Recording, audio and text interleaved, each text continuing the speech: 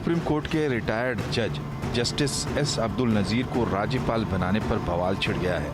केंद्र सरकार ने 13 राज्यों और केंद्र शासित प्रदेशों के राज्यपाल और उपराज्यपाल बदले हैं। जस्टिस नजीर को आंध्र प्रदेश का राज्यपाल बनाया गया है। वो इसी साल 4 जनवरी को सुप्रीम कोर्ट से रिटायर हुए थे। जस्टिस नजीर अयोध्या में राम मंदिर मामले पर फैसला देने वाली 5 जजों की बेंच में शामिल थे। उन्होंने राम मंदिर के पक्ष में फैसला दिया था।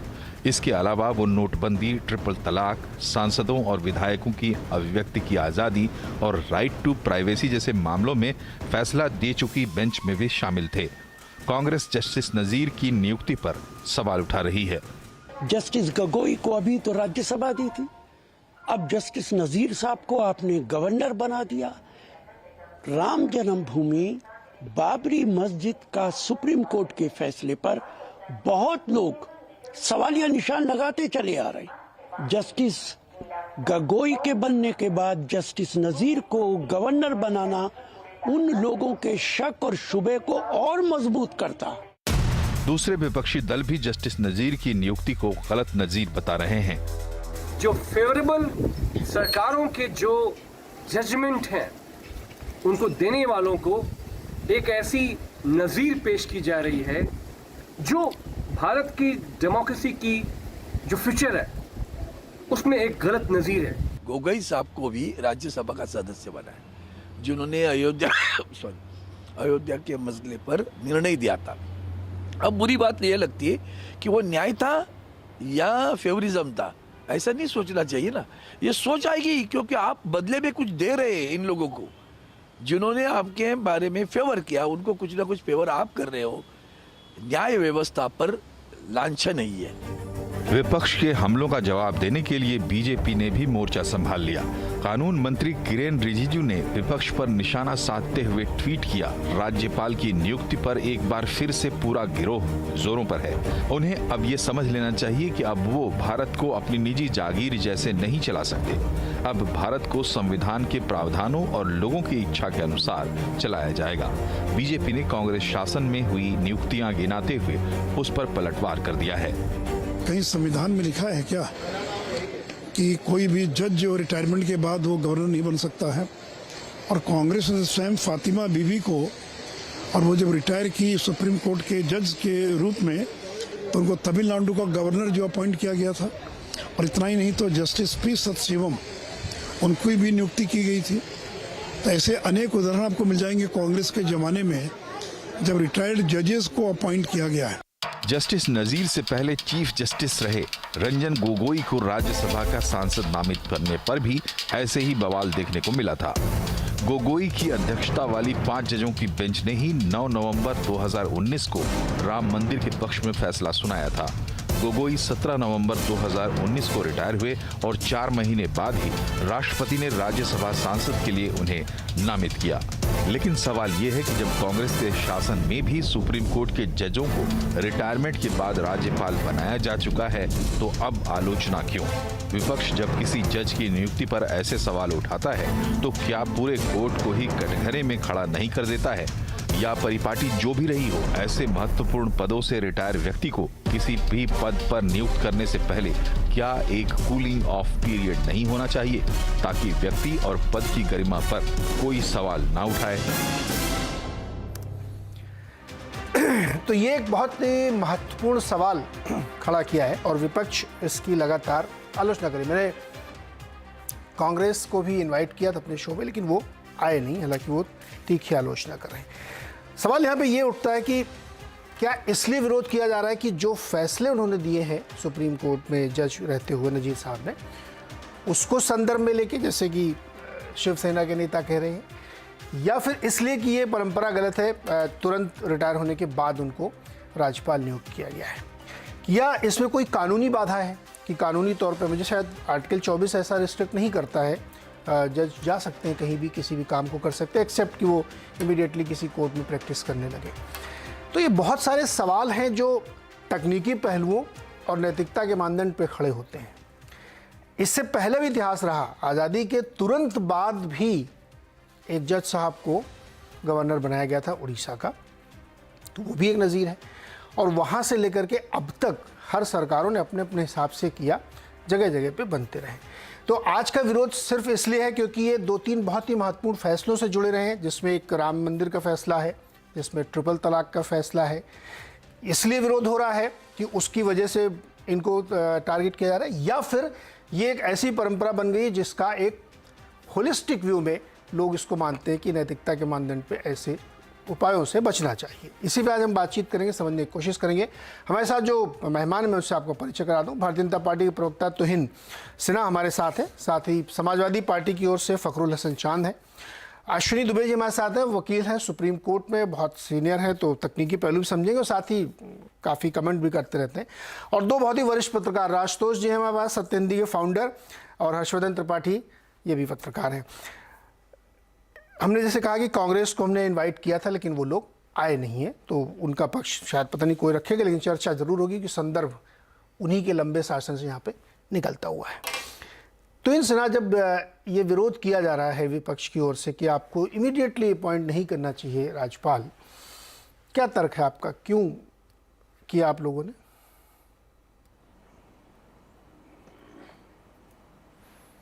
नमस्ते नीरज जी। देखिए नीरज जी, इस देश का जो ऑपोजिशन है पूरी तरह से पथभ्रष्ट, पथ विचलित हो चुका है और उसका एक ही काम रह गया है, इस देश में नकारात्मकता फैलाना। मुझे तो लगता है कि घुमा फिरा कर ये केवल और केवल राम मंदिर का जो निर्णय, उसकी विश्वसनीयता पर ये लोग प्रश्न उठाना चाह रहे हैं। आज भी ये हजम नहीं हो पाया है इनको राम जन्मभूमि के पक्ष में निर्णय आना। लेकिन दूसरी बात यह है कि कूलिंग पीरियड होना चाहिए नहीं होना चाहिए, ये तो आपको जो है पार्लियामेंट के अंदर जो है डिस्कस करना चाहिए। इस वक्त वो कूलिंग पीरियड नहीं है। इस वक्त संविधान में कोई भी ऐसा प्रावधान नहीं है जो एक एक्स जज को किसी जगह का गवर्नर, किसी राज्य का गवर्नर नियुक्त होने पर से वंचित करता है। मैं एक लंबी लिस्ट है मेरे पास, जैसा कि आप भी कह रहे थे, 1951-52 से जिन एक्स जजेस को की नियुक्ति हुई है, या तो उन्हें राज्यसभा में मनोनीत किया गया या फिर उनको जो है किसी राज्य का गवर्नर बनाया गया। 1952 में फजल अली को गवर्नर बनाया गया था, फजल अली जी को, उड़ीसा का। 1958 में एमसी चागला को एम्बेसडर बनाया गया यूएस यूके का, और उसके बाद 1963 से 66 के बीच वही व्यक्ति एजुकेशन और एक्सटर्नल अफेयर्स मिनिस्टर भी बने भारत के। 1984 में बहरुल इस्लाम जो है उनको राज्यसभा में भेजा गया। 1997 में फतिमा बीवी का नाम आता है, जिन्हें टीएन तमिलनाडु का गवर्नर बनाया गया, और उसके बाद 1998 में रंगनाथ मिश्रा को राज्यसभा भेजा गया। तो ये एक लंबी लिस्ट है, लेकिन कांग्रेस की हिपोक्रेसी आज ऐसी है कि उनको अपने जमाने की याद नहीं रहती है। उस समय आप याद करिए, दो ऐसे नाम मैं गिना सकता हूं गवर्नर का। उस समय तो गवर्नर विशेष तौर पर भेजे जाते थे इंदिरा गांधी जी के जमाने में, ताकि वो निर्वाचित सरकारों को हिला सके। 90 बार उन्होंने आर्टिकल 356 से खिलवाड़ किया, और ऐसे में विशेष भूमिका रही है रोमेश भंडारी या फिर सिप्ते हसन रजवी, एक जो झारखंड के गवर्नर थे। तो हमारे काल में ऐसा नहीं होता है। हम केवल और केवल टैलेंट के आधार पर किसी व्यक्ति की नियुक्ति करते हैं, और आज तक जस्टिस नजीर की पूरी करियर में उन पर कोई भी लांछन, कोई भी आंच नहीं लगा। अगर वो राम जन्मभूमि केस में थे तो वो ट्रिपल तलाक में भी थे, और अगर मेरी जानकारी सही है तो ट्रिपल तलाक में जो है डिसेंटिंग नोट उनका था, कई और जजमेंट्स के हिस्से थे। तो मेरे ख्याल से विपक्ष को जो है अपने रवैये को थोड़ा सकारात्मक करना चाहिए, और बिना वजह उन बातों को लेकर सरकार की निंदा नहीं करनी चाहिए जो अपने जमाने में वो खुद करते आए हैं। लेकिन तुहिन, एक सवाल तो बनता है, ठीक है पुरानी सरकारों ने भी ऐसा किया, लेकिन इसकी आड़ में थोड़ा सा अच्छा नहीं लगता ना कि एकदम सभी रिटायर हुए, उनको कर लो, उनके फैसलों पर या उनके उस पर कोई सवाल नहीं है। जज साहब ने जो किया वो उनकी अलग लाइफ है, लेकिन इमीडिएटली करने से एक सवाल मन में आता जनमानस में, ये अचानक से क्यों कर दिया? देखिए, मैं इतना कह सकता हूं कि इसके पीछे कोई एक जो कहते हैं ना मैलिफाइड इंटरेस्ट नहीं है। 14 लोगों की कल नियुक्तियां हुई, और उसमें केवल आपको जो है या विपक्ष को केवल एक नाम ऐसा लगा क्योंकि वो एक्स जज थे।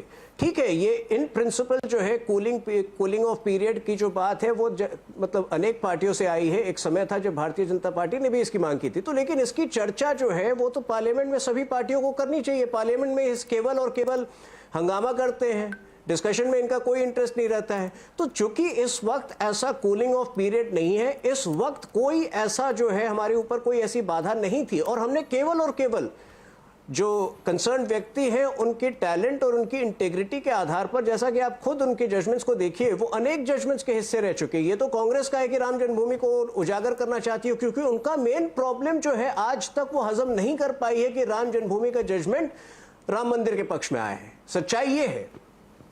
जी, फखरुल हसन चांद, जज साहब को, नज़ीर साहब को सिर्फ इसलिए टारगेट किया जा रहा है क्योंकि वो एक बहुत सारे कई महत्वपूर्ण फैसलों से, हालांकि उन्होंने सैकड़ों फैसले दिए होंगे अपने जज रहते हुए, लेकिन ये 2-3 फैसले हैं, इसके नज़र में एक तो सज्जन खुल के बोल ही रहे थे कि ये वाला फैसला था, इस वजह से मुझे लगता है कि क्विट प्रोको है, कि प्री रिटायरमेंट के डिसीजंस की वजह से हुआ। आप लोग इसलिए टारगेट कर रहे हैं इनको, बाकी लोग भी तो बने हुए हैं गवर्नर। देखिए, भारतीय जनता पार्टी के प्रवक्ता ने कहा कि उनमें टैलेंट था इसलिए उनको गवर्नर बनाया गया। तो मैं तो पूछना चाहता हूं कि जो दूसरे जज हैं, जो सुप्रीम कोर्ट के हैं या हाई कोर्ट के हैं, वो रिटायर हो रहे हैं, उनको भी आप गवर्नर बना दीजिए।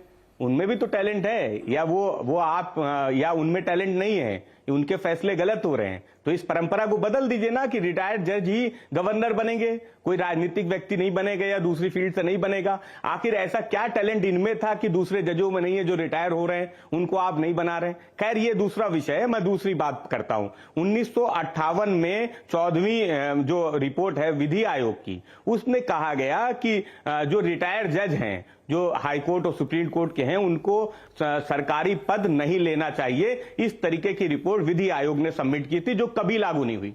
इसलिए आज जो भारतीय जनता पार्टी है या कांग्रेस है, जिनका अपना इतिहास कांग्रेस का रहा है, और आज भारतीय जनता पार्टी जो कांग्रेस की गलतियों पे या कांग्रेस ने जो काम गलत किए, उन गलत कामों को के पीछे छुप के अपने जो काम है उनको आगे बढ़ाने का काम कर रही है, और ये लोकतंत्र के लिए अच्छा नहीं है। और भारतीय जनता पार्टी के मित्र से मैं पूछना चाहूंगा कि आपके ही तो नेता हैं अरुण जेटली जी, जिन्होंने राज्यसभा में खड़े होकर इस बात का विरोध किया था।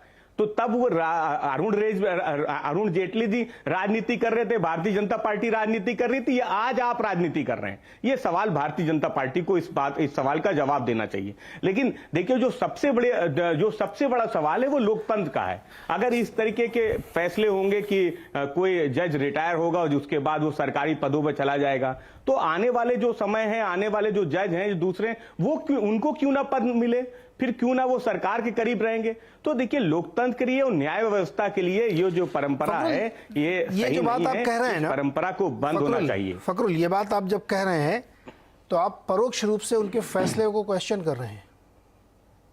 सरकार के करीब रहने का क्या मतलब? नहीं, देखिए, आप नहीं, सरकार के करीब रहने का क्या मतलब है? मैं तो कह रहा हूं कि सरकार को इस परंपरा को बदल देना चाहिए। जो रिटायर्ड जज हैं उनको ही गवर्नर बनाना चाहिए।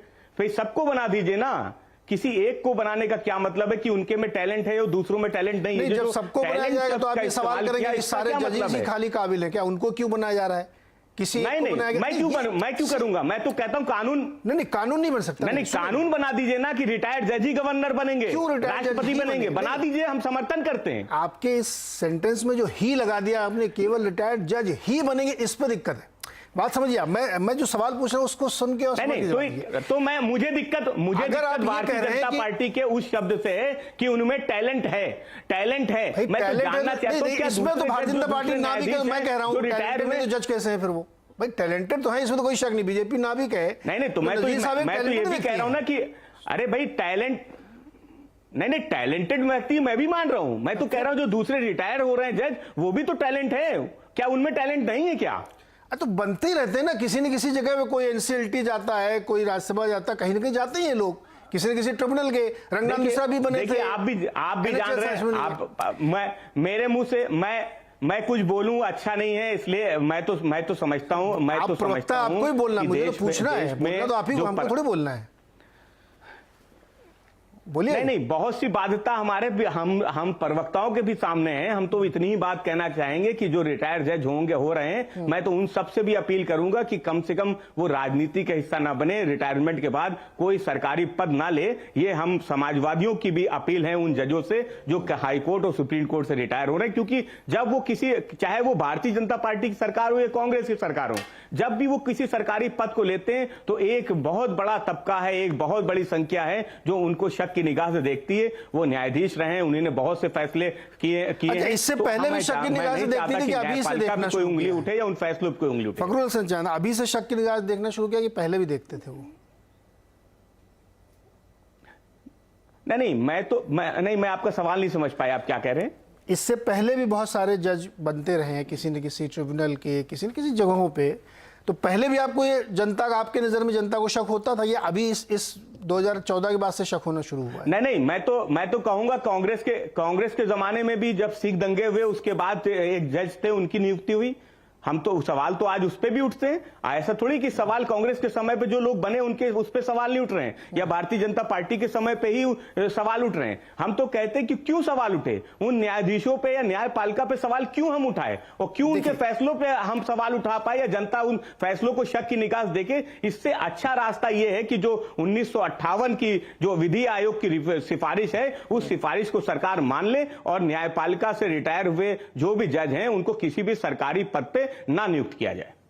तो इन जवाब दीजिए। देखिए, इनके जो 5 मिनट की मेरे समाजवादी पार्टी के जो मित्र हैं, इनकी पूरी दलील यही प्रमाणित कर रही है कि आज जो एक बेदाग जिसका करियर था रिटायर्ड जज का, उसको ये किस प्रकार से उस पर संशय पैदा कर रहे हैं केवल एक जजमेंट के कारण।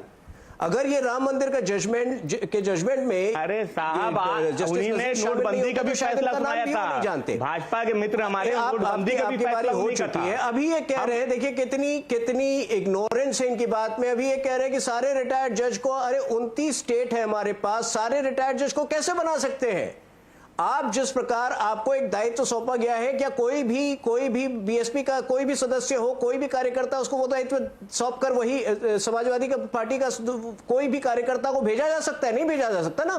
तो हर व्यक्ति की एक पात्रता होती है, एक एलिजिबिलिटी होती है, एक योग्यता होती है, और अगर सरकार को लगता है कि उनकी योग्यता based on his legal career, based on his the entire career, अगर लगता है कि वो सक्षम है, तो अगर आपको केवल संशय पैदा करने का काम मत करिए। अगर उनसे कोई त्रुटि होती है, कोई गलती होती है आने वाले दिनों में, तो बेशक आप सवाल उठाइए, लेकिन इस प्रकार हर निर्णय पर संशय पैदा करने के कारण आप केवल और केवल इंस्टीट्यूशंस को वीक कर रहे हैं, और यह नकारात्मकता जनता पसंद नहीं करती और इसलिए आपको नकारती है। तो इनका अंतर, लेकिन एक सवाल फिर जो मैं दूसरी सवाल को दोहरा, नहीं, लोकतंत्र में चुनाव जीत जाना बहुत बड़ी सफलता नहीं होती है। आपको, अगर आपको 45% से ज्यादा वोट मिला है तो आपको 65% से भी ज्यादा वोट जनता ने नकारा भी है। आप क्यों बोलते हैं? लोकतंत्र ही है। लोकतंत्र में जनता ने हमें जहां बैठाया है, सवाल पूछना हमारा अधिकार है आपसे। जो अरुण जेटली जी ने 2012-13 में कही थी, वो बात आप याद दिला रहे हैं। मैं आपसे पूछना चाह रहा हूं कि उसके बाद पिछले 10 सालों में कितनी बार समाजवादी पार्टी ने इस विषय को पार्लियामेंट में उठाया है?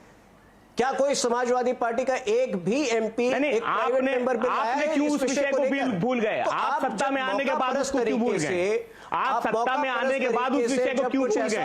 अरुण जेटली ने जो राज्यसभा में जो बात कही थी, सत्ता में आने के बाद आप क्यों भूल गए? आप जब विपक्ष में रहते हैं तो आप सवाल उठाते हैं, जब आप सत्ता में आ जाते हैं तो आप कहते हैं अभी सवाल को मत उठाइए। हमने विपक्ष में होकर वो सवाल पूछा था तो सही था। आज अगर हम विपक्ष में हम वो सवाल पूछ रहे हैं तो वो गलत था। अरुण जेटली ने वो सवाल पूछा तो वो सही था, लेकिन आज अगर फखरुल हसन चांद समाजवादी पार्टी वो सवाल पूछ रहे हैं तो वो गलत है। ये अपना चश्मा बदलिए, मेरा यही कहना है। कह रहा हूं कि आप लोग पार्लियामेंट में हंगामा, केवल हंगामा करने के बजाय इस तरह के सार्थक विषय अरे साहब, आप बताइए कि अरुण जेटली का वो बयान सही था या गलत था? लेकिन इस वो वक्त कल जब विपक्ष में आप थे, आपका वो सवाल सही था या गलत था?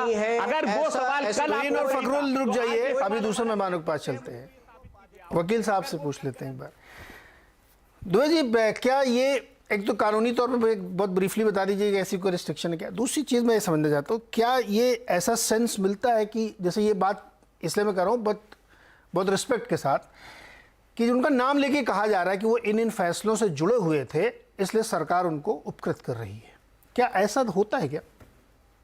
देखिए, जो आरोप लगाया जा रहा है ये वाजपेयी साहब बड़े आदर और सम्मान के साथ भारत के संविधान में कहां पर ये रिस्ट्रिक्शन है कि सुप्रीम कोर्ट या हाई कोर्ट से रिटायर्ड जजेस हैं वो किसी और कॉन्स्टिट्यूशनल पोस्ट को होल्ड नहीं कर सकते। भारत के संविधान के अनुच्छेद 157 और 158 में जो रिस्ट्रिक्शन है वो रिस्ट्रिक्शन सिर्फ इतनी है कि वो एक सिटीजन इंडिया के होने चाहिए, 35 वर्ष की उम्र होनी चाहिए और आइदर ऑफ द हाउस, चाहे पार्लियामेंट हो, स्टेट लेजिस्लेचर हो, उसके मेंबर नहीं होने चाहिए और कोई ऑफिस ऑफ प्रॉफिट नहीं होना चाहिए पोस्ट। नंबर दूसरा, जस्टिस नजीर के 6 साल के करियर में बहुत मल्टीपल इनक्रेडिबिलिटी इंपैक्टफुल जजमेंट साइन, एक नहीं, राइट टू प्राइवेसी का जजमेंट, 9 जजेस की जो जजमेंट थी वो उसके पार्ट थे। ट्रिपल तलाक का हवाला अभी आपने दिया।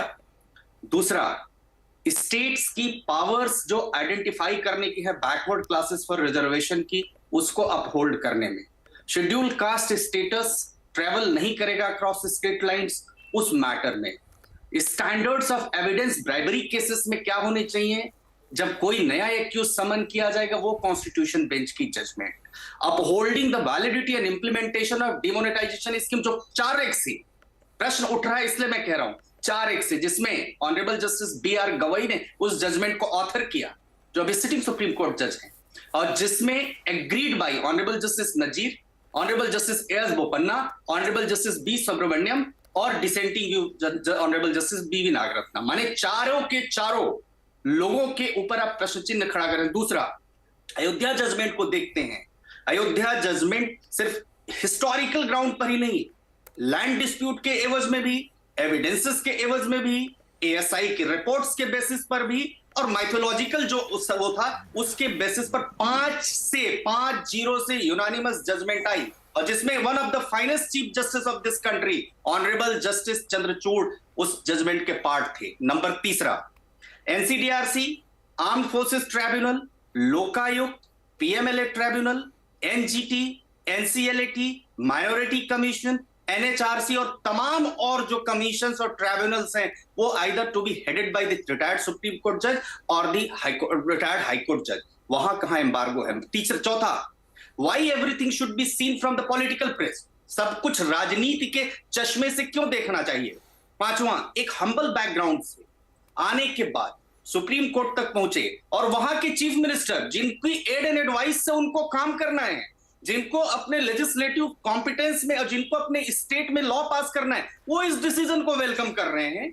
उसको लेने के बजाय ये तमाम ह्यू एंड क्राई सेलेक्टिवली जब उठता है तो निश्चित तौर पर ऐसा लगता है कि एक जो भारत के या तो संविधान लॉ लेकर आ जाइए, और अगर लॉ लेकर के नहीं आते हैं तो इस तरह के ह्यू क्राई मत मचाइए। पांचवा सबसे इंपॉर्टेंट, एक आज के पहले भी हम बात करते हैं, जस्टिस बहरुल इस्लाम के बारे में तुहीन ने अभी बताया।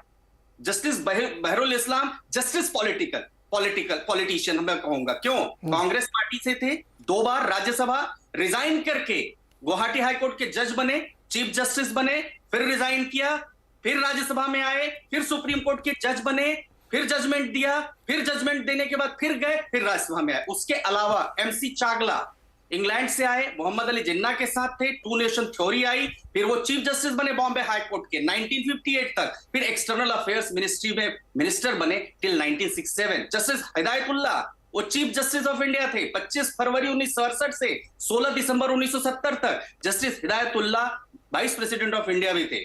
1969 में जब प्रेसिडेंट जाकिर हुसैन सडनली उनकी डेथ हुई तो vice president VV Giri take over करते हैं इंटरिम प्रेसिडेंट, और 1978 में justice Hidayatullah was elected as a vice president unopposed and serve 31 अगस्त 1979, 30 अगस्त 1984।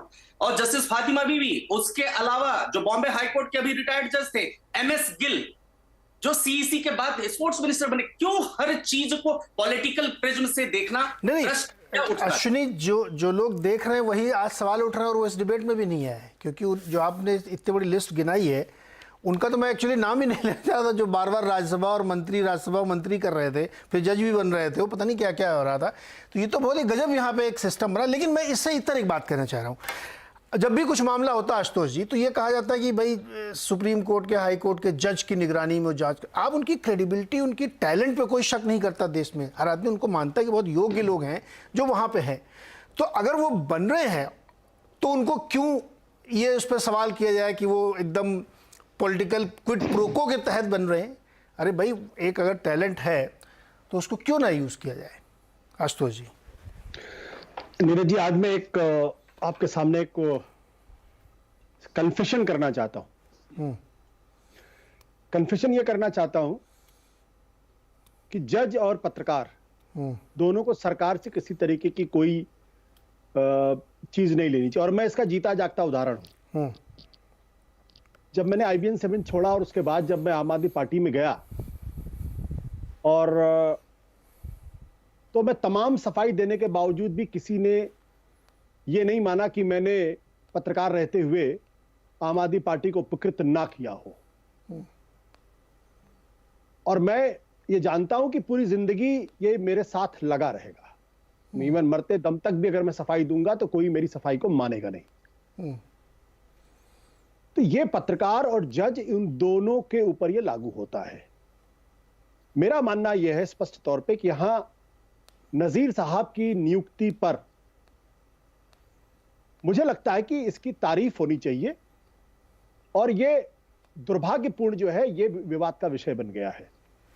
तारीफ इसलिए होनी चाहिए क्योंकि जिस भारतीय जनता पार्टी के ऊपर यह आरोप लगाया जाता है कि वो एंटी मुस्लिम है, उन्होंने एक रिटायर्ड, और मैं जानबूझ के मुस्लिम शब्द का इस्तेमाल कर रहा हूं, तो अगर वो गवर्नर के पद पर नियुक्त करते हैं तो मुझे लगता है कि इसकी तारीफ होनी चाहिए। लेकिन यहां प्रश्न दूसरा है। प्रश्न योग्यता का है ही नहीं, प्रश्न प्रोप्राइटरी का है। और प्रोप्राइटरी का सवाल है, इसलिए मैंने कहा कि जिन सवालों से मैं पूरी जिंदगी में उबर नहीं पाऊंगा, उसी तरीके से जस्टिस नजीर भी पूरी जिंदगी इस सवाल का सामना करते रहेंगे और जवाब देने की कोशिश करेंगे, और कोई इस बात को नहीं मानेगा। ये मानते हुए भी कि बहुत काबिल जज है, बहुत ही समझदार जज है, बहुत ही कभी किसी विवाद में नहीं रहे। तो ये एक प्रॉब्लम है जो जज और पत्रकार दोनों के साथ होता है कि जब भी कोई पत्रकार ईमानदारी के साथ काम करता है, अगर मान लीजिए उसको इंफॉर्मेशन कमिश्नर बना दिया जाता है, तो पहला सवाल यही होता है कि जरूर इसने उस सरकार के पक्ष में कुछ चीजें कही होंगी और इसीलिए उनको उपकृत किया गया। किसी को पद्मश्री मिल जाती है, पद्मभूषण मिल जाता है, तो लोग ये कहते हैं कि भाई अगर सरकार की तीखी आलोचना कर रहे होते तो शायद इनको ये नहीं मिलता होता। तो इसलिए ये दो प्रोफेशन है जहां पर इस बात का ख्याल जो जिनको मिल रहा है उनको भी रखना चाहिए, जो दे रहा है उसको भी इस बात का ख्याल रखना चाहिए। अब दूसरी बात यह है कि जो हमारे भारतीय जनता पार्टी के प्रवक्ता है, उनको एक बात समझनी चाहिए कि कॉन्स्टिट्यूशन इवॉल्व करता है। एक वो डेड लेटर नहीं है।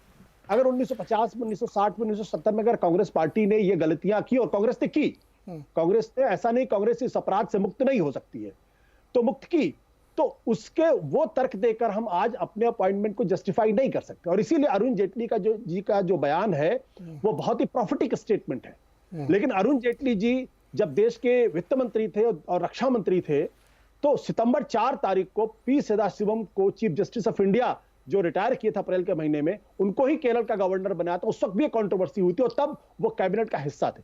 तो मेरे कहने का मतलब ये है कि मुझे लगता है कि जुडिशरी के साथ ये एक बहुत स्पष्ट तौर पर हो जाना चाहिए कि कूलिंग पीरियड वगैरह छोड़िए।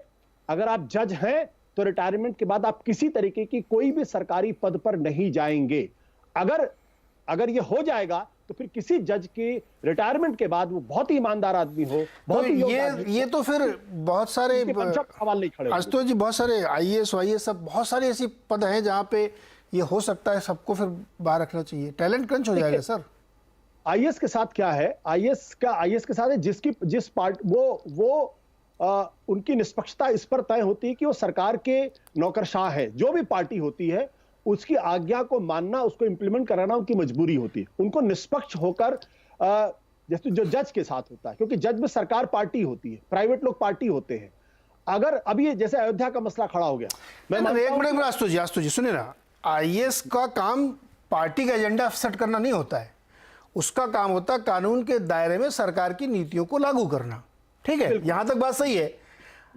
तो उसमें भी तो वो ये हो सकता है ना। तो अगर मैं सबको इस तरीके से एक्सक्लूड कर दूंगा तो खैर वो एक डिफरेंट सिचुएशन बनती थी। मैं ये कह रहा हूँ, आंसू जी सुनिए, सवाल सुनिए, अगर मैं गलत हूँ तो सही करिए। मैंने कहीं पढ़ा, नजीर साहब तो उस फैसले के उन्होंने डिसेंट किया था जो 3 तलाक वाला मामला था। अश्विनी सही कर रहा हूं मैं, उन्होंने डिसेंट किया था। बिल्कुल सही। उसके बावजूद ये सरकार उनको बना रही है, तो ये आरोप तो लग ही नहीं सकता कि उन्होंने कुछ लिया दिया होगा या फैसले में किया होगा। नीरज जी, मैंने जो कहा, मैं ये कह रहा हूं कि ये जो प्रश्न है, नैतिकता का ज्यादा है। Seizures wife should be above suspicion. जब आप उस कुर्सी पर बैठे हुए हैं तो कभी भी ये प्रश्न नहीं लगे कि न्याय न केवल हो बल्कि न्याय होते हुए दिखना भी चाहिए। अब आज इस अपॉइंटमेंट के बाद हर आदमी कहेगा अरे नजीर साहब ने तो सरकार को फिक्र किया, तभी तो सरकार ने उनको ये किया। जबकि मैं व्यक्तिगत और मेरा मानना है कि नजीर साहब ने ऐसा बिल्कुल नहीं किया होगा, और मैं इस बारे में फर्म हूं। सर, आप आशुतोष जी ना व्यक्तिगत तौर पर बहुत कुछ जानते हैं, लेकिन आपकी बात कोई सुनता नहीं। आप कृषि कानून को भी व्यक्तिगत तौर पर जानते थे, बहुत अच्छे हैं, फिर भी देखिए आपकी बात कोई मानता नहीं था। मैं मानता हूँ, मैंने तो कहा था कृषि कानून अच्छा है, मैंने तो बोला था। मैं मानता हूँ, इसलिए तो मैं कह रहा हूँ कि मैं आप दिल से जानते हैं कि क्या सच है। आशुतोष कह रहा हूँ, हर्षवर्धन जी, आशुतोष जी ने जो बात कही है, जो सारे हमारे दोस्त लोग कह रहे हैं, अश्विनी जी कह रहे हैं या तुहिन, या इसमें एक सवाल जो बार बार घूम के आता है, जिसके बाद होती है कि ये एक परसेप्शन का भी खेल है ना, कि भाई 3 दिन पहले रिटायर हुए और उसके बाद आप बन गए। बिल्कुल सही बात हो सकती है, मैं तो खुद मानता हूँ कि बहुत टैलेंटेड लोग ही सुप्रीम कोर्ट के जज बनते हैं, ऐसा कोई बन नहीं सकता। फिर भी मन में एक शंका पैदा हो सकती, तो क्या पब्लिक परसेप्शन बेटर बना रहे, इसके लिए क्या ऐसी कोई व्यवस्था नहीं की जानी चाहिए, या इससे दूर रखा जाना चाहिए, या फिर ये धारणा ही गलत है? नए तरीके से सोचो ना आप। हर आदमी को अगर आप ऐसे उंगली उठाते रहो, सरकार खाली परसेप्शन बनाते रहे, काम बंद हो जाए, खाली परसेप्शन बने। फिर नीरज जी, आज इस विषय पर जब आपने हमको बोलने के लिए अवसर दिया ना, तब तक सब कुछ बोला जा चुका है। कोई नया बोलिए आप। और आमतौर पे ऐसा होता नहीं है, लेकिन सच है कि अब सब बोला जा चुका है। देखिए, सब कह रहे हैं कि ये होना चाहिए। आशुतोष जी ने कहा निजी तौर पर ये है, लेकिन ये होना चाहिए, वो ठीक भी है, लेकिन ये मतलब सब ये मान रहे हैं। अब लेकिन एस अब्दुल नजीर की जो नियुक्ति है, उसको मैं दूसरी ही तरह से देखता हूं। और उसको मैं दूसरी तरह से क्यों देखता हूं वो बता रहा हूं। क्योंकि देखिए, हम लोग जो ये बात कर रहे हैं वो सिर्फ और सिर्फ विशुद्ध राजनीतिक वजहों से बात कर रहे हैं। जनता न तो ये सब चर्चा कर रही है, न किसी घर में राज्यपाल की नियुक्ति पर ये सब चर्चा हो रही होगी, न राम मंदिर के फैसले में किसी तरह की कोई गड़बड़ किसी ने की है। तो क्या chief justice of India DY Chandrachud साहब पे भी हम लोग सवाल खड़ा कर रहे हैं? नहीं खड़ा कर रहे हैं, क्योंकि जब तक सवाल खड़ा करने वालों के मन की चीजें होती रहेंगी तब तक वो सवाल खड़ा नहीं करेंगे। अब्दुल नजीर पे भी वो नहीं करते थे। रंजन गोगोई जी तो उनके ब्लू व्हाइट जज थे। मतलब रंजन गोगोई के लिए ये पूरा, मतलब जिसको कहते हैं ना कि एक जो वर्ग है जो मोदी विरोध पर चलता है सामान्य अवस्था में, वो रंजन गोगोई जी को कहता था क्या श्रेष्ठ जज है। एक समय में दीपक मिश्रा जी को बहुत कहते थे, वो रिटायर हो गए बेचारे, की बिना किए बताते थे कि देखिए ये टाइमलाइन है, इस समय दीपक मिश्रा फैसला सुना देंगे, इसके बाद उसको भारतीय जनता पार्टी को लाभ हो जाएगा। राजनीति की वजह से हम लोग ये बात कर रहे हैं। तो पहली बात तो ये अब्दुल नजीर साहब को तय करना था कि वो चाहते तो मना कर देते और कहते कि मैं श्रेष्ठ व्यक्ति हूं, नैतिकता के हर मापदंड पर मेरी इतिहास में एक ऐसी स्थिति दर्ज होगी कि लोग कहेंगे कि नजीर साहब थे, उन्होंने राज्यपाल का पद नहीं लिया। लेकिन वो ऐसा नहीं चाहते हैं। वो देश के अच्छे जज के तौर पर, अब हो सकता है राज्यपाल के तौर पर उनके अंदर इच्छा हो, वो है कि पुत्रेष्टि, मतलब धन संपदा, पुत्र, और सबसे ज्यादा होता है कि जो ऐश्वर्य का लोभ है, उससे बड़ा कोई लोभ नहीं है। अब लेकिन हम लोग जिस समाज में रह रहे हैं वही प्रणव पंड्या जैसे भी उदाहरण है। खुद प्रधानमंत्री नरेंद्र मोदी ने राज्यसभा की कुर्सी उन्हें दी, उन्होंने नहीं लिया। वो आज भी संत है, राज्यसभा बन जाते तब भी वैसे ही रहते। मूल बात क्या है? मूल बात है कि राजनीतिक चर्चा है और नरेंद्र मोदी राजनीतिक नियुक्ति कर रहे हैं। वो राजनीतिक नियुक्ति जिसने खाल ओढ़े लोगों को, जो कहते थे कि बड़ा अच्छा निर्णय हो गया, रोज बताते थे कि अरे, जैसे ही कोई डिबेट में भाजपा प्रवक्ता बोलता था कि देखिए मोदी सरकार ने राम मंदिर बनवा दिया, कहते थे कैसी बात कर रहे हो यार, सुप्रीम कोर्ट का निर्णय है, इसमें भाजपा का क्या है। और आज कह रहे हैं कि भाजपा ने वो निर्णय करवा दिया था, इसीलिए ये जज राज्यपाल बन गए। तो अब आपको मैं जिस नजरिए से दिखा रहा हूं उसको देखिए। बिल्कुल, ये राज्यपाल बनाया ही नरेंद्र मोदी ने इसीलिए है कि 2024 के चुनाव के पहले तक जो खाल ओढ़े लोग थे, और खाल ओढ़े निगेटिव भी हो सकता है, वो चाहे तो अपने लिए पॉजिटिव ले ले, जो राम मंदिर का विरोध करते रहे, जो कहते रहे कि न्यायालय से निर्णय आएगा सर माथे बिठाएंगे, और जब सर माथे बिठाने की बारी आई तो कहने लगे कह रहे ये तो पॉलिटिकल एडजस्टमेंट है, सरकार ने दबाव डाल दिया। तो जितने न्यायाधीश हैं, जब तक वो इनके पक्ष में रहेंगे तब तक तो ये कहेंगे कि जज साहब लोग ठीक है। जैसे ही वो इस सरकार की किसी नियुक्ति या किसी तरह से होंगे तो वो इनके खिलाफ हो जाएंगे। 3 तलाक में वो फैसला दें तो बड़ा अच्छा है, राम मंदिर पर फैसला दें तो सबको क्यों इतना बुरा लग रहा है?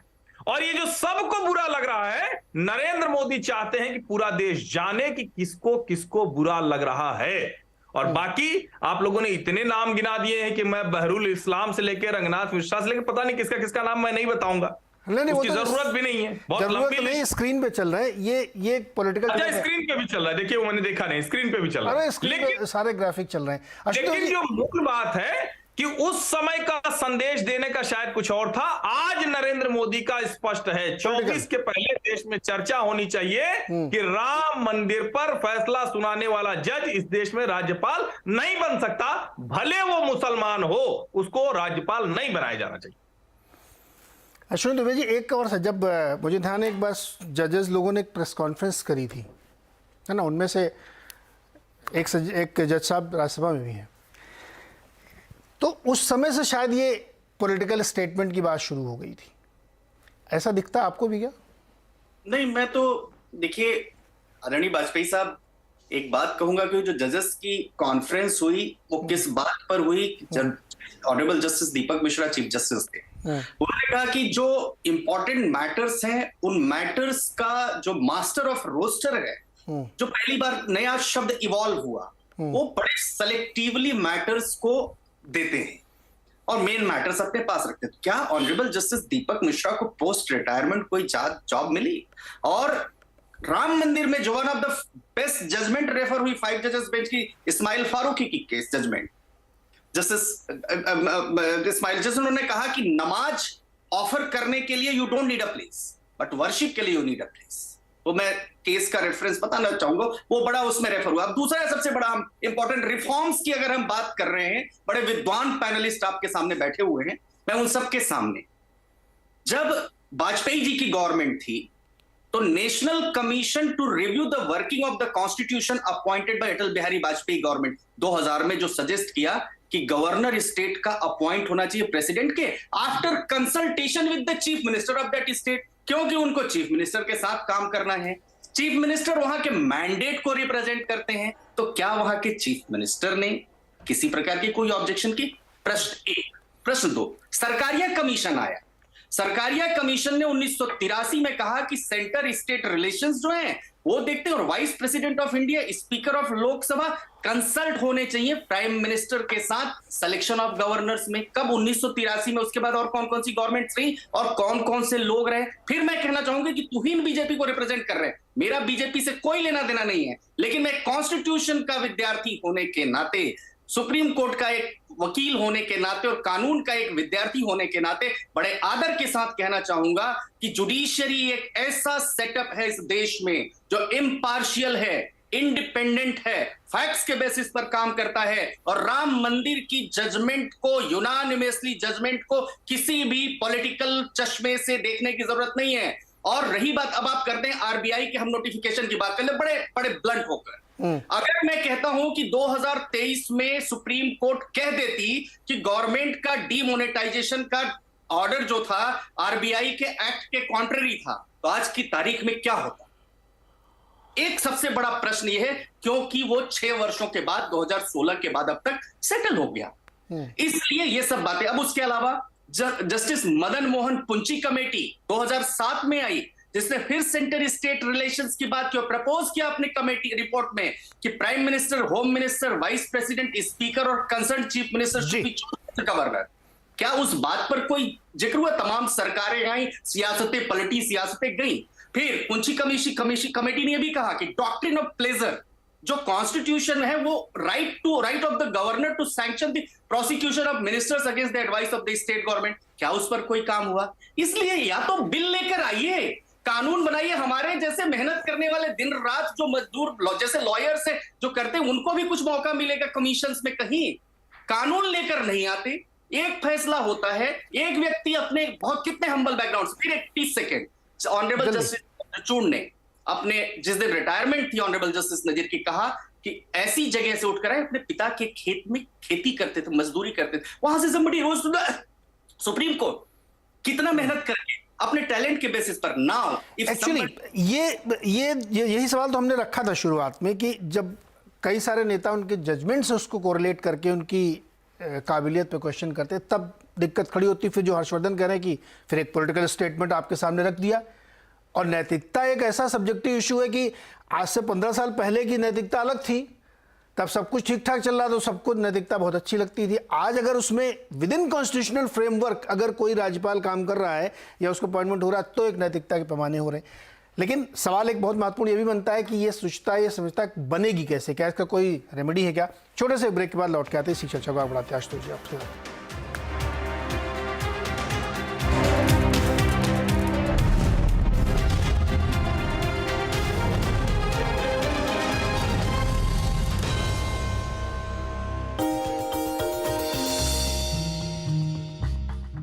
डू यू नो में आज हम बातचीत करने वाले हैं देश की one of the largest commercial vehicle manufacturer M&M के बारे में, महिंद्रा एंड महिंद्रा। दरअसल इसकी शुरुआत जो हुई थी वो JC, KC और गुलाम मोहम्मद साहब की तरफ से शुरुआत की गई थी। तो इस कंपनी का नाम था महिंद्रा एंड मोहम्मद। शुरुआत में तो एक स्टील कंपनी के तौर पर इसकी शुरुआत हुई थी, लेकिन धीरे धीरे जब पार्टीशन हुआ तो गुलाम मोहम्मद साहब इस कंपनी से बाहर गए और वो पाकिस्तान के पहले वित्त मंत्री के तौर पर शुमार हुए और फिर JC, KC की तरफ से इस कंपनी को फर्दर कैरी फॉरवर्ड किया गया और इसका नाम भी बदलकर महिंद्रा एंड महिंद्रा किया गया। बहुत गौरतलब बात यह भी है कि सन 2000 में भारत को जब पहली SUV मिली थी तो महिंद्रा एंड महिंद्रा की तरफ से ही आई थी, स्कॉर्पियो उसका नाम था। और एक और बहुत ही इंटरेस्टिंग फैक्ट यह है कि महिंद्रा एंड महिंद्रा अपना एक खुद का म्यूजियम भी चलाता है, जिसको वो आम तौर पे म्यूजियम ऑफ लिविंग हिस्ट्री के तौर पे जाना जाता है। वहाँ पर कई सारे पुराने ऑटोमोबाइल से रिलेटेड या महिंद्रा की हिस्ट्री से रिलेटेड इंटरेस्टिंग चीज़ें भी आपको वहाँ पे मिलेंगी। तो ऐसे कई सारे फैक्ट M&M से रिलेटेड हैं। ऐसे ही कुछ और फैक्ट लेकर हम आगे भी आते रहेंगे।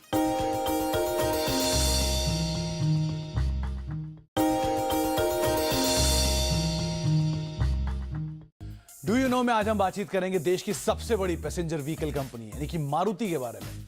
कुछ इंटरेस्टिंग फैक्ट्स की अगर बात की जाए तो मारुति सुजुकी, जैसा कि नाम से तो लगता है लेकिन ये है नहीं सरकारी कंपनी। इसकी शुरुआत दरअसल सरकारी कंपनी के तौर पर हुई थी, बाद में इसका हिस्सा जो था वो इनकी विदेशी पार्टनर सुजुकी को बेच दिया गया था और आज ये पूरी तरह से एक विदेशी कंपनी के तौर पर कामकाज करती है।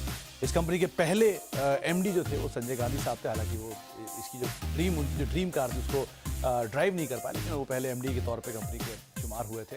कुछ और इंटरेस्टिंग फैक्ट्स की अगर बात की जाए तो पहली मारुति गाड़ी जो थी वो डिलीवर की गई थी ग्रीन पार्क के एक रेजिडेंट को, जिनका नाम था हरपाल सिंह साहब, और उस गाड़ी की कीमत थी महज 47,500 रुपए के आसपास। यानी कि आज से ठीक 39 साल पहले जब ये पहली गाड़ी मारुति ने डिलीवर की थी तो महज 47,000 रुपए के आसपास की थी, और वो भी ग्रीन पार्क के एक सिटीजन साहब को।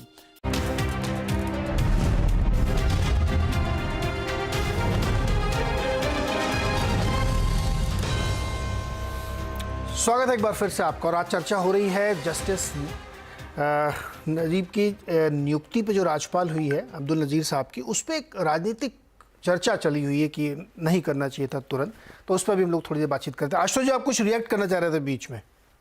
नहीं, मैं अश्विनी जी की एक बात से सहमत नहीं हूं, और वो ये बात है कि जब वो कहते हैं कि जुडिशरी पूरी तरीके से निष्पक्ष और ईमानदार तरीके से काम करती है, मैं इससे बिल्कुल सहमत नहीं हूं। इस बात के ढेरों उदाहरण इतिहास के अंदर है कि जब इमरजेंसी के ठीक पहले की बात है, उस वक्त जिस तरीके से जजेस ने रिएक्ट किया था, जिस तरीके जुडिशरी ने रिएक्ट किया, जिस तरीके सुप्रीम कोर्ट ने रिएक्ट किया, और बाद में वो बहुत ही ऐतिहासिक स्टेटमेंट है जो इस वक्त के धनंजय चंद्रचूड़ के जो पिताजी थे, उन्होंने कहा था कि जब इमरजेंसी के दौरान हम लोग डर गए थे तो उस वक्त उनकी निष्पक्षता कहाँ थी। और इसी तरीके से जुडिशरी की निष्पक्षता पर प्रश्न तो खुद जजेस ने खड़े किए। जब 4 जजेस ने बाकायदा प्रेस कॉन्फ्रेंस की, और हिंदुस्तान के इतिहास में पहली बार ऐसा हुआ, और उन्होंने जो शब्द कहे थे वो बहुत ही महत्वपूर्ण शब्द है। उन्होंने कहा कि आज से 20 साल के बाद जब इतिहास लिखा जाएगा, जब हमारे बच्चे हमसे पूछेंगे, हमारे पोते जब पूछेंगे, तो हम क्या मुंह दिखाएंगे कि जब लोकतंत्र खतरे में था तो हम क्या कर रहे थे। ये किसी राजनेता ने नहीं कहा था, ये सुप्रीम कोर्ट के 4 सीनियर मोस्ट जजेस ने कहा था। उनमें से एक सज्जन बाद में चीफ जस्टिस ऑफ इंडिया भी बने थे। तो ये कहना कि इंस्टीट्यूशंस जो है वो पूरी तरीके से निष्पक्ष, मैं इससे सहमत नहीं हूं। उसमें भी बहुत सारे सवाल हैं, उनको भी ठीक करने की जरूरत है। मैं एक ही बात कहना चाहता हूं और वो बहुत स्पष्ट है कि कांग्रेस ने चूंकि ये काम किया था इसलिए बीजेपी को ये काम करना चाहिए। जस्टिफिकेशन सही नहीं है। यहां सवाल योग्यता का है ही नहीं, यहां सवाल प्रोप्राइटरी का है। और इसलिए मैंने जब जो अपने उदाहरण से बताया कि जज अब्दुल नजीर साहब एक बेहतरीन जज, इसमें कोई दो राय नहीं है, लेकिन मैं जानता हूं कि आखिरी समय तक वो इस विवाद से उबर नहीं पाएंगे और कहीं ना कहीं यह बात उनको सालेगी कि उनकी ईमानदारी पर लोगों ने शक किया था। तो इन आप इसका जवाब देना चाहेंगे? देखिए नीरज जी, कहीं कोई विवाद है ही नहीं। आशुतोष जी ने 2 बार इंटरवेंशन किया। उनके पहले इंटरवेंशन के पहले वाक्य को अगर आपने गौर से सुना हो, उन्होंने क्या कहा था? मुझे तो खुश होना चाहिए कि बीजेपी ने एक मुसलमान को बनाया गवर्नर। इस तरह से अब इनके पास सीधा आक्रमण जो है, आक्रमण का स्कोप रह नहीं गया है, तो तिरछा आक्रमण ये करते हैं। क्या आरिफ मोहम्मद खान को हमने इससे पहले गवर्नर नहीं बनाया था? क्या हमारे राज्यसभा में गुलाम अली खटाना नहीं है जम्मू के? तो यही जिस प्रकार से ये तिरछा आक्रमण कर रहे हैं, यही एक कंटिन्यूटी है कि आपको जो है पूरी जिंदगी जो है जस्टिस नजीर को इसके साथ रहना पड़ेगा। आज 1 हफ्ते के बाद कोई इस बात को याद नहीं रखेगा, बल्कि जस्टिस नजीर की जो उनकी पर्सनालिटी है, उनका जो इम्पार्शियल नेचर है, उसकी वजह से वो जाना जाएगा। जी, मुझे तो ऐसा लगता है कि जस्टिस नजीर के ऊपर एक ऐसा नैतिक दबाव बनाया जा रहा है कि वो बेचारे इस बोध से ही चिंतित रहे कि अरे देखिए मीडिया मेरे बारे में क्या कह रहा है, सोच रहा है। वो क्यों ऐसा सोचेंगे? नीरज, अभी देखिए, अभी आप ही की बातचीत, आप सोचते हैं क्या दिन भर में कि अब मैं IBN7 में था तो मैं आपकी मदद कर रहा? आप ऐसा सोचते हैं क्या? आप नहीं सोचते? आप क्यों सोचेंगे? आप 1950 से लेकर आज तक के जजेस के नाम गिना दिए गए कि जिनको कांग्रेस पार्टी ने उपकृत किया होगा, तभी वो राजनीति में भी गए और फिर गवर्नर भी बने। तो मैंने कहा ना कि इतिहास की मेमोरी, हिस्टोरिकल मेमोरी इतनी शॉर्ट नहीं होती है कि आज नजीर साहब के बारे में चर्चा होकर खत्म हो जाएगी। हमें 1950 का भी उदाहरण सामने आ जाता, हमें हिदायतुल्लाह साहब का भी नाम याद आ जाता, हमें फैसल अली साहब का भी नाम याद आ जाता। इसलिए मैं कह रहा हूं कि ये इंस्टीट्यूशनल मेमोरी के लिए भी जरूरी है कि न केवल न्याय हो बल्कि न्याय होते हुए दिखे। ये उनकी अपनी इंटीग्रिटी के लिए भी बहुत जरूरी है। हर्षवर्धन जी, कालजयी सत्य होता है क्या कुछ? वैद्य जी ने क्या कहा था? नहीं नीरज जी, अभी तो आशुतोष जी के ही उदाहरण से बात करेंगे, क्योंकि देखिए बहुत ईमानदारी से आशुतोष जी ने जो बात कही है, और मैंने तो तभी कहा था कि बात खत्म हो गई, पॉलिटिकल पहलू मैंने समझा दिया, वो सबको समझ में आ गया होगा, उसी की चर्चा होगी। ये नियुक्ति उक्ति की चर्चा कोई करेगा नहीं, असली चर्चा वही होगी, होनी भी चाहिए हो। लेकिन क्या आशुतोष जी अब जब लौट कर डिबेट में आ गए हैं, राजनीतिक दल में चुनाव लड़कर हारकर बाहर होकर, और ये तक आरोप भी लगे, उन्होंने कई जगह सफाई भी दी कि नहीं ऐसा कुछ नहीं था, लेकिन क्या हम में से कोई भी उनका इस वजह से सम्मान करना बंद कर देगा? क्या आज वो डिबेट में है तो हम उनके लॉजिक्स पर उनसे लड़ेंगे, या इसलिए लड़ेंगे कि कभी वो पत्रकार थे और फिर नेता हो गए थे? मैं फिर से दोहरा रहा हूं कि प्रणव पंड्या जैसे उदाहरण हैं हमारे देश में, मना कर दिया उन्होंने। और बहुत से साधु संत हैं, बाबा लोग हैं जो चाह रहे हैं किसी तरह मिल तो जाए राज्यसभा। लेकिन यहां पर आकर मैं एक बात और कहूंगा कि देखिए, TN शेषन जैसा व्यक्ति था, बहुत शानदार, मतलब क्या याद है उनकी। उन्होंने तय किया कि हम चुनाव लड़ेंगे, लड़ गए, और लड़े तो उसके बाद TN शेषन पर, वो हारा हुआ TN शेषन भारी पड़ गया उस TN शेषन पर जिसके आगे बड़े बड़े नेता पानी मांगते थे। ये उस व्यक्ति को तय करना है, एक पहलू। दूसरा, राजनीतिक दलों को अगर लगता है, और मैं निजी तौर पर ही मानता हूं, जैसे मुझे भी ये संकट लगता है कि भाई सच बात है कि आप कितना भी सच बोल रहे हो, हमेशा एक पक्ष में रहेंगे जब आप व्यू दे रहे हैं, चाहे वो जज हो, चाहे पत्रकार हो, या इवन कोई IAS ऑफिसर हो। और जाहिर है जब वो कहीं जाएगा तो उसको उसी से जोड़ के देखा जाएगा, भले वो ईमानदारी से काम करे। तो ये तो उसके ऊपर है। लेकिन अगर सचमुच ऐसा कोई नियम बनाना है तो क्या राजनीतिक दलों में मतैक्य है? नहीं, अपनी अपनी वाली बेईमानी करनी है तो भैया अपनी अपनी वाली बेईमानी करोगे तो उस पर सिर्फ राजनीति होगी। भाई नैतिकता फालतू की बात है, यहाँ इससे बचना चाहिए। ये दर्शकों को भी समझ में आता है, देश के लोगों को भी समझ आ रहा है कि अपनी अपनी बेईमानी को जस्टिफाई करते हैं, वरना सचमुच इस पर बात करते हैं कि क्या ये होना चाहिए या नहीं होना चाहिए। हाँ, ये बात आपने जो भी कही, फखरुल साहब, एक चीज़ ये जो सवाल है कि नज़ीर साहब को अपने लिए तय करना चाहिए, और अगर उन्होंने ये तय किया है, उनको लगता है कि नहीं ये हमारे ऊपर ये चस्पा नहीं हो सकता, चस्पा करने की कोशिश कर रहे हैं बहुत सारे लोग कि वो फैसला, ये फैसला, कि जैसे हर्षवर्धन कह रहे कि उन्होंने तय कर लिया कि भाई मैं ये व्यक्ति हूँ, मैंने ये किया है और मैं राज्यसभा स्वीकार कर रहा हूँ, तो ये तो 2-4 दिन की बहस खत्म हो जाएगी, मुद्दा फिर वहीं घूम के आ जाएगा पॉलिटिकल नैरेटिव बनाने की कोशिश का।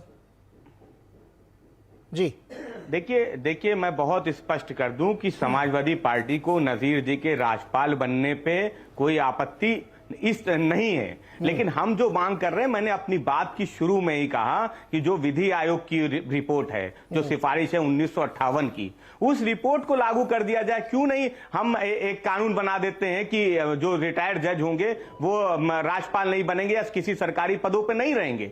हम तो इस बात को कहना चाह रहे थे और हम उसी बात को आगे बढ़ाएंगे। समाजवादी पार्टी का इस पे जो हर्षवर्धन जी कह रहे थे कि कुछ लोग खाल पहने हुए हैं या जिनको लगता है कि वो उन्होंने मंदिर पे कोई फैसला दिया था या नोटबंदी पे कोई फैसला दिया था, हम उनके किसी फैसले पे उंगली नहीं उठा रहे। और समाजवादी पार्टी ने पहले भी स्पष्ट कहा था कि जो राम मंदिर का निर्णय है, जो भी सुप्रीम कोर्ट का निर्णय होगा उसका हम स्वागत करेंगे। तो जो निर्णय आ गया, हम तो समाजवादी लोग हैं, हम तो कह रहे हैं कि जो राम मंदिर बन के तैयार हो रहा है वो दिवाली से पहले क्यों नहीं हो रहा है, वो क्यों चुनाव से पहले हो रहा है। हमारा सवाल नजीर जी के गवर्नर बनने पर नहीं है, हमारा सवाल तो ये है कि मंदिर का निर्माण वो जनवरी में क्यों पूरा हो रहा है, वो दिवाली से पहले क्यों नहीं पूरा हो रहा है। सनातन धर्म के मानने वाले लोग, आप भी ना अजीब-अजीब लॉजिक दे रहे हैं। बात देखिए अरे उसको बनने में समय लगेगा, नहीं दिवाली से पहले और वाजपेयी जी हटा जा सकता है। नहीं, मैं तो सीधी सी बात कह रहा हूं भाई, राजनीति मंदिर पे थोड़ी है। अगर हर्षवर्धन जी कह रहे हैं कि मंदिर के लिए, मंदिर के निर्णय की वजह से हमको इस बात पे चर्चा कर रहे हैं, तो ऐसा थोड़ी है। हर्षवर्धन जी का चश्मा अलग चीज है कि उनको एक ही पक्ष नजर आता है, उन्हीं ने उदाहरण भी दिए तो भारतीय जनता पार्टी के साथ। नहीं, ये देखो, ये गलत बात है। तो दोनों हमने अपनी जो शुरुआती रिपोर्ट दिखाई थी उसमें जितनी बाइट सुनाई थी नेताओं की, वो फैसलों को लेकर आलोचना कर रहे हैं। उस फैसले में सरकार की मदद से इसलिए गवर्नर बनाया गया। नहीं, फैसले हर्षवर्धन जी ने, भाई उनके 250-400 फैसले होंगे, उनकी बात क्यों नहीं कर रहे हैं? सरकार के गिनाए भाई, मैं तो कह रहा हूं फैसले क्यों नहीं कहते जिसको कांग्रेस ने किया है, जो कांग्रेस ने रास्ता दिखाया है, जो 1958 की अगर विधि आयोग की सिफारिश को कांग्रेस ने मान ली होती तो आज हम और आप इस पे डिबेट ही ना कर रहे होते। तो हम तो इस बात को ही कह रहे हैं कि क्यों नहीं हम विधि आयोग की उस सिफारिश को मान लेते हैं। और कांग्रेस के लिए तो, वो भाजपा के लिए तो अच्छा मौका है। उनके नेता ही कहते थे कि जेटली जी का बयान है, तो उस बयान को ही मान लीजिए साहब। हम विपक्ष में अगर हम उस बात को कह रहे हैं तो कल आप भी उसी बात को कह रहे थे, तो हम आप दोनों मिलकर कहते कि कांग्रेस ने गलत किया था, तो आप सुधार दीजिए। आपके पास मौका है, भारतीय जनता पार्टी के पास मौका है। जी, जवाब ले हर्षवर्धन, जवाब संचय में सबके पास मौका है। मैं एक बात बस और जोड़ देता हूं, इसी में जब आप कहते हैं किसी सरकार के साथ कोई न्यायाधीश फैसले में आप आरोप लगाते हैं, उसके बावजूद बहुत से लोग होते हैं जो डिसेंट फैसले में देते हैं ना। बहुत से लोग कहते हैं कि ये फैसला हमें पसंद नहीं है। आरोप किसी को नहीं लगा रहे हर्षवर्धन जी, नहीं, गलत बात, न्यायालय कोई आरोप नहीं लगाया, गंदी आदत है, गलत बात है। मैं आपको तो ले रहा हूं, समाजवादी पार्टी ने माननीय उच्च न्यायालय या हाई कोर्ट के किसी निर्णय का बात पूरी होने दीजिए ना। ये आपके अपने शब्द हो सकते हैं, हम किसी का विरोध नहीं कर रहे, ना नजीर साहब के गवर्नर बनने का, ना माननीय उच्चतम न्यायालय के किसी निर्णय का। हम किसी निर्णय का विरोध नहीं कर रहे हैं। ये सवाल मत उठाइए, अब उनको बोलने दीजिए। आपका हो सकता, हमारा नहीं है। ठीक है, उनको बोलिए। हाँ, हर्षवर्धन कंप्लीट करो। फिर से मैं दोहरा रहा हूं नीरज जी, देखिए जब आप कहते हैं कि सरकार के साथ सब मिल गए, सब जज राज्यपाल बन जाना चाह रहे हैं, राज्यसभा चले जाना, तब भी सरकार का जो लगता है कि ये उसके खिलाफ फैसला है। हालांकि न्यायालय में तो न्याय के जो सामने होंगे या जो फैक्ट होंगे उसके आधार पर होगा।